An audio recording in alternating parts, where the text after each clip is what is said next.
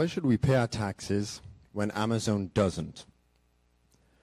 Why should hard-working people pay up to 45% of their income every year when Amazon only pays 1%?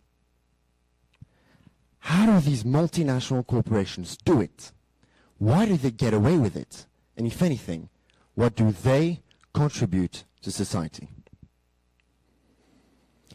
Let me ask you a question.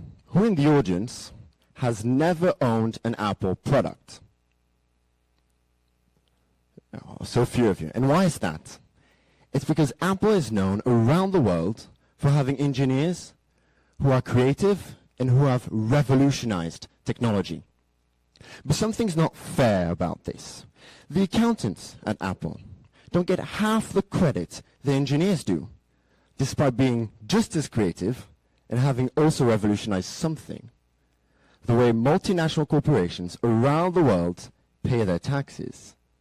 How did they do this?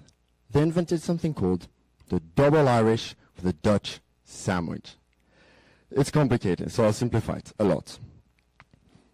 As it stands, corporation tax rate for Apple and other large multinational corporations in the United States is 35%. But Apple doesn't pay this. Because according to the law, Apple, as we know it, is actually owned by a tiny company called AOI, based just outside of Cork, in Ireland. Apple's international profit is then shifted to AOI, where they pay 12.5%. But it doesn't stop there. AOI is actually owned by another company called AOE, based in Holland.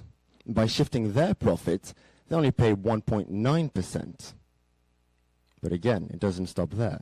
AOE then shift their profit back to Ireland again, but to another company called ASI. And by doing so, they only pay 0.9%.